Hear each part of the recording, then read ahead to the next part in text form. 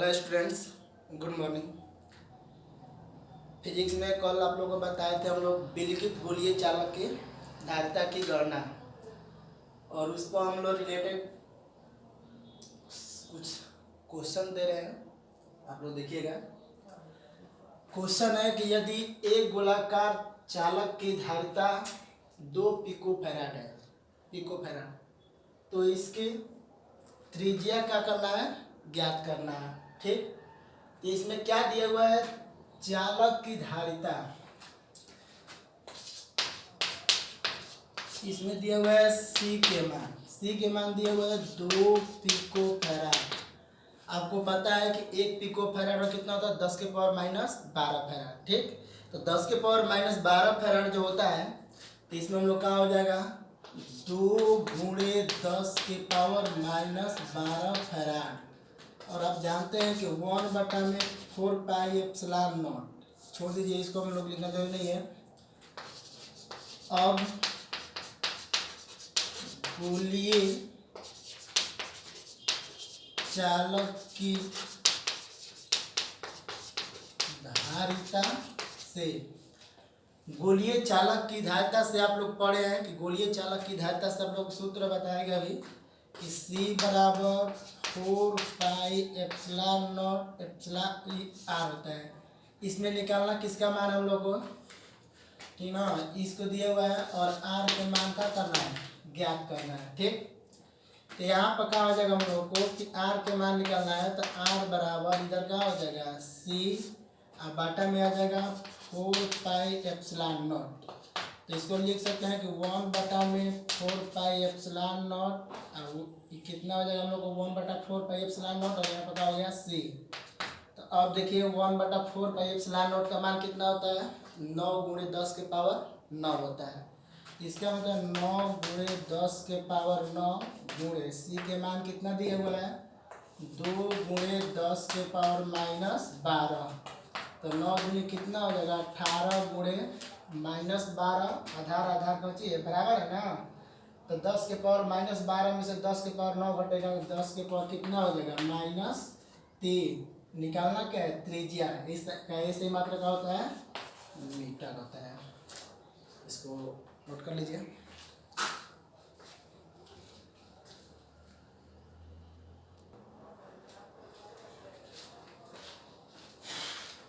अगला क्वेश्चन देखिएगा। इसमें दिया हुआ हम लोग को कि 0.1 मीटर त्रिज्या के 0.1 मीटर त्रिज्या के धातु के एक खोखले गोले को, धातु के एक खोखले गोले को 10 माइक्रोकूलम का आवेश दिया जाता है। 10 माइक्रोकूलम का आवेश दिया जाता है। तो गोले की सतह पर, अर्थात गोले के पृष्ठ पर विद्युत विभव ज्ञात करना। तो विद्युत विभव ज्ञात करना है, तो इसके लिए पहले चुन लीजिए कि क्या क्या दिया हुआ है। आर के मान दिया है 0.1, कितना दिया हुआ हम लोग को, मीटर दिया हुआ है। अगर दशमलव हटाइएगा तो इसको कितना हो जाएगा, 10 के पावर -1 मीटर। कैसे, दशमलव हटाइएगा तो ये कितना हो जाएगा, 1/10, ऊपर जाएगा 10 के पावर -1। अब देखिए इसमें क्या दिया हुआ है हम लोग को, यानी गोले को 10 माइक्रोकूलम का आवेश दिया जाता है, यानी क्यू, आवेश का मान दिया हुआ है 10 माइक्रोकूलम। इसको तोड़ दीजिए तो 10, 1 माइक्रोकूलम बराबर कितना होता है, 10 के पावर -6 कूलम होता है। तो 10 गुणे 10 के पावर -6 कूलम, और इसको तोड़िएगा तो ये आपका हो जाएगा हम लोग को कि 10 के पावर -5 कूलम। ठीक, अब इसमें हम क्या करना है, भी, तो सतह पर विद्युतीय विभव का करना है, ज्ञात करना है, यानी भी के मान क्या होना है, ज्ञात करना है। तो बताइए इस लिए मेरे को फॉर्मूला होता है, चूंकि यानी भी बराबर बताया कि कल वाला फॉर्मूला है कि भी बराबर किसी एक पृष्ठ के लिए एक बिंदुवत आवेश के लिए क्या होता है कि 1/4 पाई एप्सिलॉन नॉट क्यू बटा में आर होता है। तो 1/4 पाई एप्सिलॉन नॉट का मान 9 गुणे 10 के पावर 9। अब फिर क्या हो जाएगा हम लोग को, क्यू का मान कितना दिया हुआ है, क्यू का मान दिया हुआ है 10 के पावर -5, अब बटा में आर, आर के मान दिया हुआ है 10 के पावर -1। एक होते क्या हो जाएगा, कैंसिल हो जाएगा। तो 9 गुणे 10 के पावर कितना बचा है, 4 ना। तो 9 में से 4 घटेगा कितना बचेगा, 5। और ये हम लोग को दिया हुआ है विद्युतीय विभव। तो विद्युतीय विभव आप लोग जानते हैं कि विद्युतीय विभव का ऐसे मात्रा का होता है हम लोग को वोल्ट हो जाएगा। इसको उतार लीजिए।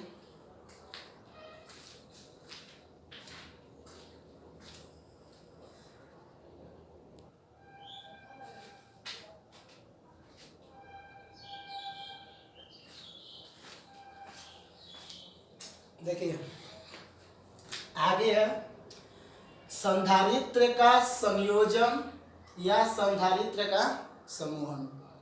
संयोजन और समूहन दोनों का एक ही अर्थ है, ठीक है। कह सकते हैं कि संधारित्र का संयोजन या संधारित्र का समूहन, यानी जो संधारित्र का निर्माण होता है किसी एक धारिता के मिलने से नहीं होता है, दो या दो से अधिक। एक तो कभी हो ही नहीं सकता है, जब भी होगा दो हो सकता है या दो से अधिक हो सकता है। यानी कि कॉम्बिनेशन ऑफ कैपेसिटर और ग्रुपिंग ऑफ कैपेसिटर। इसका डिफिनीशन हम लोग संधारित्र का संयोजन पहले भी हम लोग पढ़ चुके हैं 10th क्लास में भी, कि दो या दो से अधिक बोले हैं कि एक संधारित्र का नहीं हो सकता है। जब भी होगा कितना होगा, दो या दो से अधिक।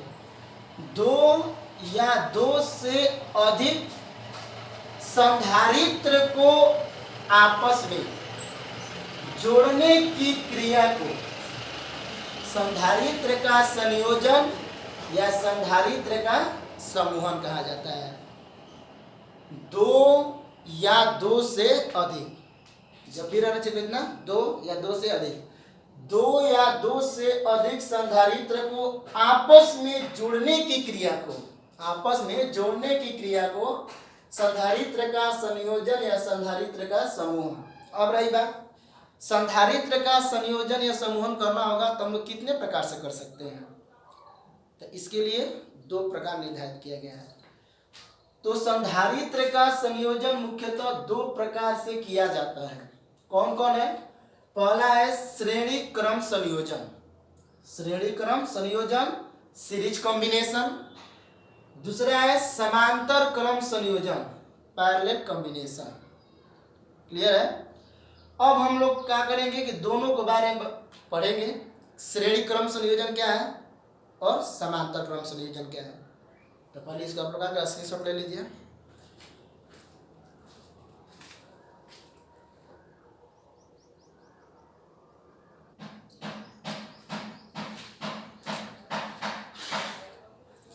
देखिए पहला है संधारित्र का श्रेणी क्रम संयोजन सीरीज कॉम्बिनेशन ऑफ कैपेसिटर। इसका हम लोग विश्लेषण करेंगे। इसमें देख रहे हैं कितने हम संधारित्र लिए हैं, 3 संधारित्र लिए हैं, C1, C2 और C3। C1, C2 और C3 प्रत्येक संधारित्र के 2 प्लेट हैं, एक धन प्लेट है और एक ऋण प्लेट है। इस संधारित्र का भी 2 प्लेट, एक धन प्लेट एक ऋण प्लेट। इसका भी एक धन प्लेट और कौन प्लेट है, ऋण प्लेट। ये C1, C2, C3 3 संधारित्र हैं और तीनों संधारित्र का जो बीच के जो विभवांतर है इसका V1, V2 और कौन सी है, V3। A और B, पहला सिरे से कौन सिरे A और B जो कुल विभवांतर है वो क्या माना गया है, V। ये शुरुआत जो छोर है धन प्लेट है और ये हम लोग ऋण प्लेट है, उसको हम लोग क्या कहते हैं, भूद्रित कर दिया जाता है। क्या कहता है, भूद्रित कर दिया जाता है, ठीक ना। तो इसका डिफिनीशन आसान है कि संधारित्र का वैसा संयोजन, संधारित्र का वैसा संयोजन जिसमें प्रत्येक संधारित्र का पहला प्लेट, प्रत्येक संधारित्र का पहला प्लेट अगले संधारित्र के दूसरे प्लेट से क्या होता है, जुड़ा हो। ठीक, यानी संधारित्र का वैसा संयोजन जिसमें प्रत्येक संधारित्र का पहला प्लेट दूसरे संधारित्र के अगले प्लेट, ठीक ना, संधारित्र का वैसा संयोजन जिसमें प्रत्येक संधारित्र का दूसरा प्लेट, प्रत्येक संधारित्र का दूसरा प्लेट अर्थात ऋण आवेश, दूसरा प्लेट अगले संधारित्र के पहले प्लेट से, अगले संधारित्र के पहले प्लेट से यानी माइनस से प्लस पहले प्लेट से जुड़ा हो तो संधारित्र के ऐसे संयोजन को हम लोग क्या कहते हैं, श्रेणी क्रम संयोजन कहा जाता है। क्लियर है? इसमें क्या है कि श्रेणी क्रम संयोजन में प्रत्येक संधारित्र द्वारा ग्रहण किए गए आवेश आपस में क्या होता है, बराबर होता है। इसकी शॉट ले लीजिए इसको।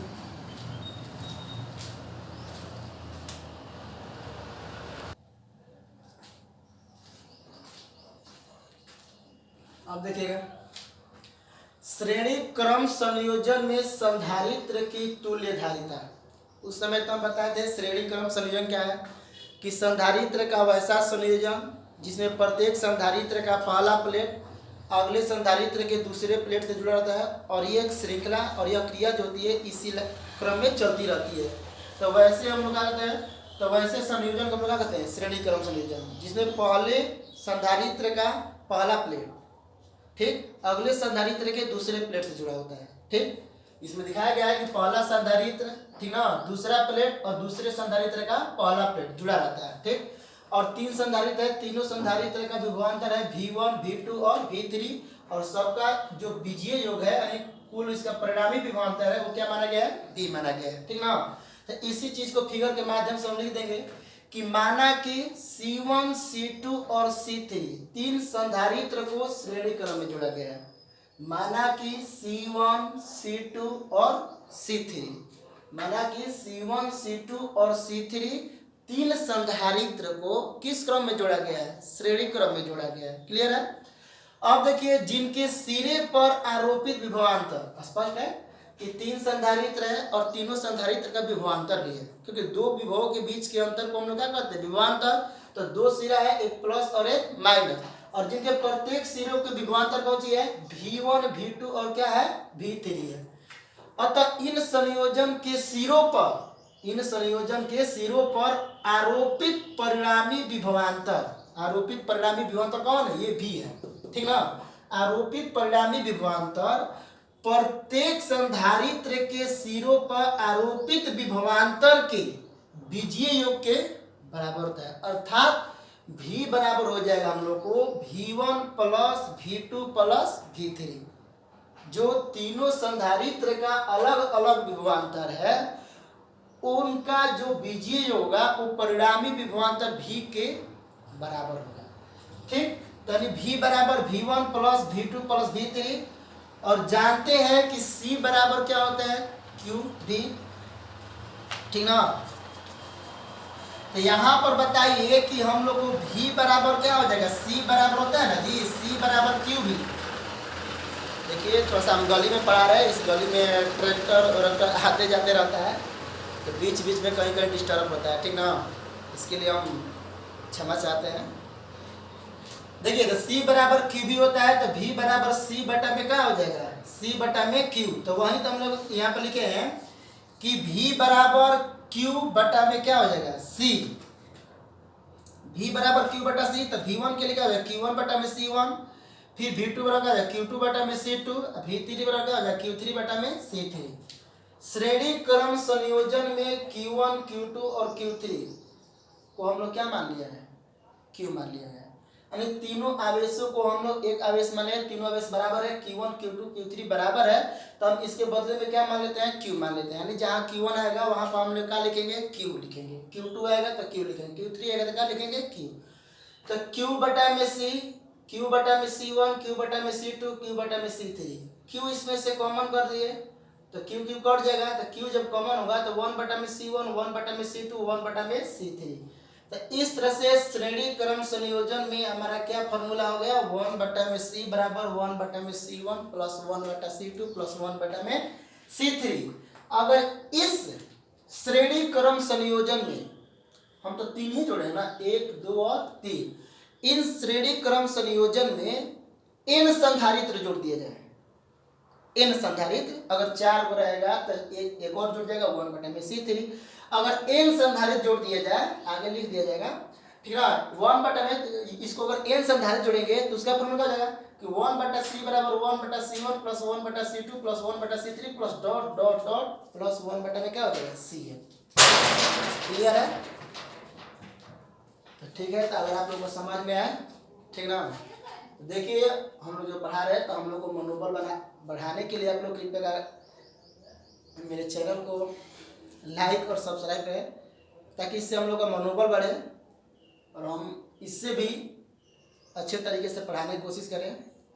और आपसे रिक्वेस्ट है, अगर मेरा वीडियो पसंद आए आप इसको लाइक और सब्सक्राइब जरूर करें और अपने दोस्तों के पास शेयर भी करें।